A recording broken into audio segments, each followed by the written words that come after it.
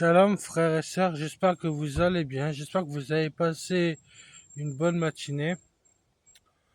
Je voulais vous partager quelque chose de très important par rapport quand les amis vous déçoivent.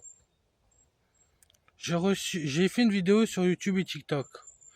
J'ai reçu un message sur YouTube d'une personne, il ou elle, je sais pas, qui n'arrive pas à pardonner quand on lui fait du mal et qu'en fait il fait comme dans l'Ancien Testament, il veut rendre dent pour dent et œil pour œil, et il veut voir donner beaucoup plus ce qu'on lui a donné. Ça veut dire que quelqu'un qui lui fait du mal, il veut donner le centuple.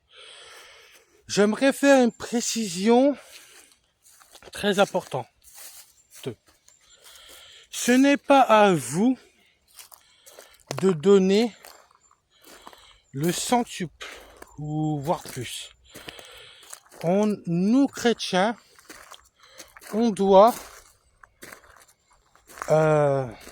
pardonner pour être pardonné. On ne juge pas, parce que si on juge, on sera jugé forcément. Jésus en parle dans la Bible, dans la parole du Seigneur.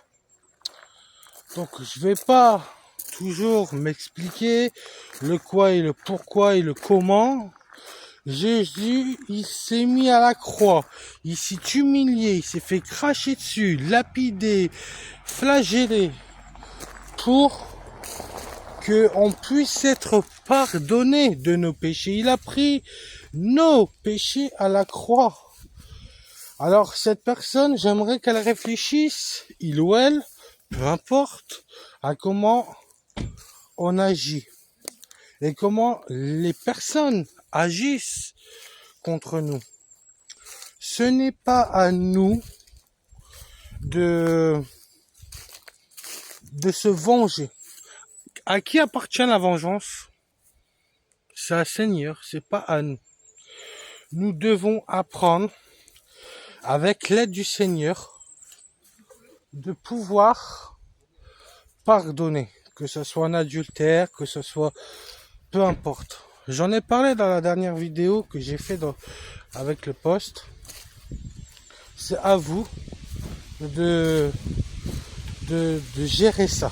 C'est à vous de demander à Seigneur, Seigneur, aide-moi à pardonner, mais apprends-moi aussi à ne pas rendre comme dans l'Ancien Testament.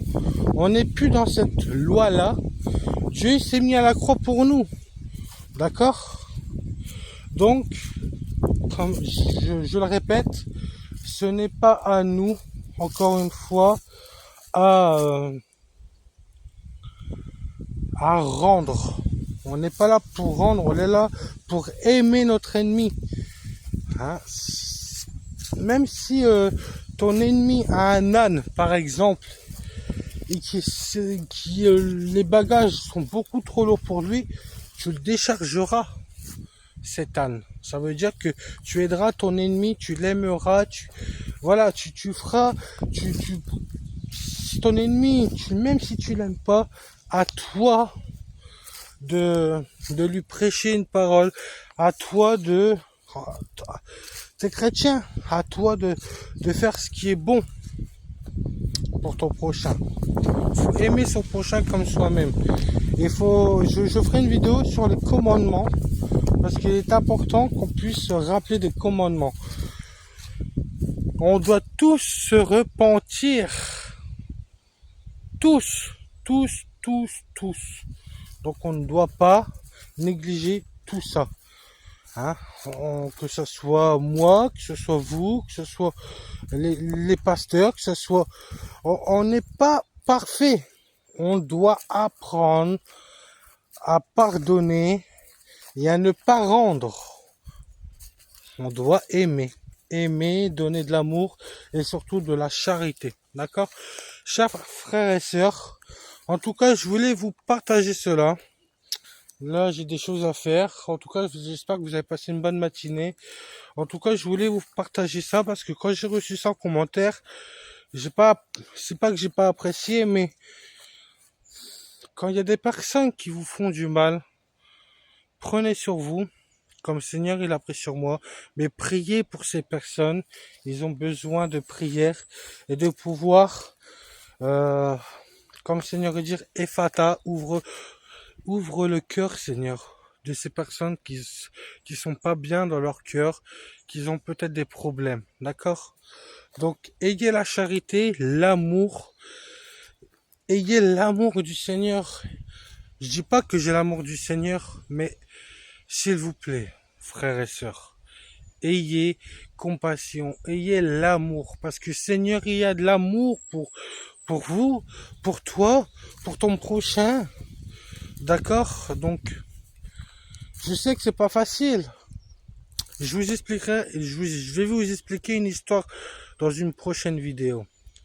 Mais il faut pas engendrer une violence.